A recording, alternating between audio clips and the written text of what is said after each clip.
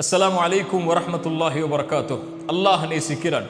அல்லாஹ் யாரை நேசிக்கிறான்? அல்லாஹுடைய தூதர் ஸல்லல்லாஹு அலைஹி வஸல்லம் அவர்கள் சொன்னார்கள், அல்லாஹ் வெட்கமுடையவன், அல்லாஹ் மறைவை விரும்பக்கூடியவன். யுஹிப்புல் ஹயாஅ வஸ்ஸித்ர். அதனால் அல்லாஹ் வெட்க குணத்தை நேசிக்கிறான், மறைக்கும் குணத்தை அல்லாஹ் நேசிக்கிறான். அதாவது யாருடைய வாழ்வில் வெட்க குணம் செயலிலும் சிந்தனையிலும் உள்ளதோ அவர்களை அல்லாஹ் நேசிக்கிறான். சுப்ஹானல்லாஹ். இஸ்லாமிய மார்க்கத்தில் உயர்ந்த குணம் வெட்கம். ரசூலுல்லாஹி ஸல்லல்லாஹு அலைஹி வஸல்லம் சொன்னார்கள், ஒவ்வொரு மார்க்கத்திற்கும் ஒரு குணம் உண்டு, இஸ்லாமிய மார்க்கத்துடைய குணம் வெட்கம் என்றார்கள். அல்லாஹுடைய தூதர் சொன்னார்கள், ஈமான் 70க்கும் மேற்பட்ட கிளைகளை கொண்டது. அதில் முதலாவது லா இலாஹ இல்லல்லாஹ், கடைசியானது பாதையில் இடையூறு தரக்கூடிய பொருட்களை அகற்றுதல் என்று கூறிவிட்டு அத்துணை விஷயங்களையும் ஆக்கிரமிக்கக்கூடிய ஈமானுடைய ஒரு கிளையை பிரித்து சொன்னார்கள், அல் ஹயாஉ ஷுஅபத்தும் மினல் ஈமான். ஈமானுடைய கிளைகளில் ஒன்று வெட்கம் என்றார்கள். அல்லாஹுடைய தூதர் ஸல்லல்லாஹு அலைஹி வஸல்லம் சொன்னார்கள், நுபுவத்துடைய வார்த்தைகளில் ஒன்று, ஒரு மனிதன் எதை வேண்டுமானாலும் செய்து கொள்ளட்டும், வெட்க குணம் இல்லை என்றால். ஆம், ஒரு சமூகம், ஒரு மனிதன் எதை வேண்டுமானாலும் செய்வான், சிந்திப்பான், அவர்களுடைய வாழ்வில் வெட்க குணத்தை அவர்கள் கடைபிடிக்கவில்லை என்றால், அறிஞர்கள் சொல்லுவார்கள், என் சமூகம் அழிந்ததுடைய முதல் காரணமே எதிரிகள் போர் தொடுத்தல்ல, இந்த சமூகத்தில் மீதுள்ள வெட்க குணத்தை, என் சமூகத்தின் வாலிபர்கள், வாலிப பெண்கள் சுமக்கக்கூடிய வெட்க குணத்தை அழித்தார்கள். அந்த சமூகம் அழிந்தது, அழிந்து கொண்டிருக்கிறது. அல்லாஹ் பாதுகாப்பானாக. அல்லாஹுடைய தூதர் ஸல்லல்லாஹு அலைஹி வஸல்லம் அவர்களுடைய வெட்க குணத்தை நபித்தோழர்கள் சொல்லுகிறார்கள், அல்லாஹுடைய தூதர் வெட்கம் அடைந்தால் ஒரு புது பெண் திரைக்கு பின்னால் இருந்து எப்படி வெட்கம் அடைவாளோ அப்படி அல்லாஹுடைய தூதர் வெட்கப்படுவதை நாங்கள் பார்த்திருக்கிறோம் என்று. அல்லாஹுடைய தூதர் ஒரு சபையில் அமர்ந்திருக்கிறார்கள். அவர்களுடைய ஆடை கொஞ்சம் விலகி இருக்கிறது. அபூபக்கர் சித்திக் வருகிறார்கள். அல்லாஹுடைய தூதர் அதே நிலையில் இருக்கிறார்கள். உமர் வந்தார்கள், அதே நிலையில் இருந்தார்கள். உஸ்மான் வந்தார்கள், ஆடைகளை மறைத்துக் கொண்டார்கள். ஆயிஷா ரலியல்லாஹு அன்ஹா அவர்கள் சென்றதற்கு பிறகு கேட்டார்கள், என் கணவரே, அல்லாஹ்வின் தூதரே, அபூபக்கர் வந்தார்கள், ஆடையை நீங்கள் மாற்றவில்லை. உமர் வந்தார்கள், ஆடையின் நிலையை மாற்றவில்லை. உஸ்மான் வந்தார், ஆடையின் நிலையை மாற்றினீர்கள், ஏன்?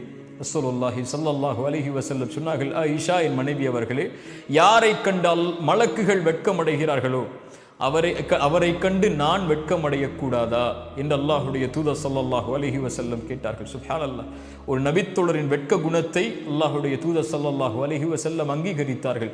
அல்லாஹ் அங்கீகரிப்பதாக, வானத்தில் உள்ளவர்கள் அங்கீகரிப்பதாக அல்லாஹுடைய தூதர் ஸல்லல்லாஹு அலைஹி வஸல்லம் அவர்கள் சொன்னார்கள். இந்த வெட்க குணம் இயற்கையில் ஒரு மனிதனிடத்தில் இருப்பது. இயற்கையின் வெட்க குணமே இன்றைய காலத்தில் எமது கண்களுக்கு முன்னால் செத்து மடிந்திருப்பதை பார்க்கிறோம்.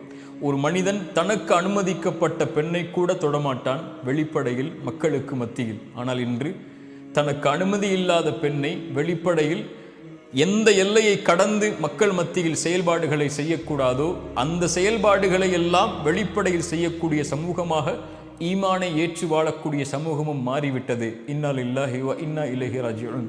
எப்படி இதை விவரிப்பது? முஸ்லிம் பெண்களுடைய ஆடைகள் இன்று அவர்கள் விரும்புவது ஆடையாகிவிட்டது. அவர்களுடைய உடலை வெளிப்படுத்துவதை இன்று கண்ணியமாக கருதுகிறார்கள். அல்லாஹ் அனுமதித்த, அல்லாஹ் அவர்களுக்கு கண்ணியமாக கூறிய ஹிஜாபை அணிவதையெல்லாம் அவர்கள் இன்று இழிவாக பார்த்து விட்டார்கள். ஒரே ஒரு செய்திதான், அறிவுரையாக அல்ல, சிந்தனைக்காக. சமூகத்துடைய ஆண்களும் பெண்களும், நானும் நீங்களும் இந்த செய்தியை கொஞ்சம் சிந்தியுங்கள். அப்துல்லா இப்னு அப்பாஸ் ரலியல்லாஹு அன்ஹு அவர்கள் சொன்னார்கள், தன் தோழரை பார்த்து, சொர்க்கத்தின் பெண்ணை உனக்கு அறிவிக்கவா என்று. அவர்கள் ஒரு பெண் கடந்து சென்றார்கள். சொன்னார்கள், இந்த பெண் அல்லாஹுடைய தூதருடைய சபையில் ஒரு முறை வந்தார்கள். வந்து சொன்னார்கள், யா ரசூலல்லாஹ், எனக்கு நோய் வலிப்பு இருக்கிறது. நோய் வலிப்பு ஏற்பட்டால் என் ஆடைகள் விலகிக் கொள்கிறது மக்களுக்கு முன்னால். எனக்காக அல்லாஹ்விடத்திலே துஆ செய்யுங்கள். அல்லாஹுடைய தூதர் சொன்னார்கள், பெண்ணே, இதற்காக அல்லாஹ்விடத்திலே துஆ செய்கிறேன். அல்லாஹ் அந்த நோயை நீக்கி விடுவான். ஆனால் பொறுமையை கடைபிடித்தால் அல்லாஹ் உனக்கு சொர்க்கத்தை கொடுப்பான், தேர்ந்தெடு. அந்த பெண் சொன்னார்கள், யா ரசூலுல்லாஹ், நான் பொறுமை காக்கிறேன், சொர்க்கம் எனக்கு கிடைக்கட்டும். ஆனால் அல்லாஹுடைய தூதரே, நான் மக்கள் மத்தியில் இருக்கும்போது வலிப்பு நோய் ஏற்பட்டால் என் ஆடை விலகிக் கொள்கிறது, நான் என்ன செய்வது? அதனால் மக்கள் என்னுடைய அங்கங்களை பார்க்கக்கூடிய சூழல் ஏற்படுகிறது.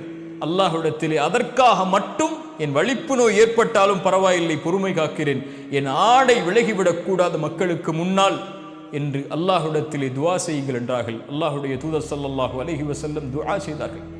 சுப்ஹானல்லாஹ். அல்லாஹுடைய தூதர் அந்த பெண்ணை சொர்க்கத்தின் பெண் என்று நபித்தோழர்களுக்கு அறிமுகப்படுத்தினார்கள்.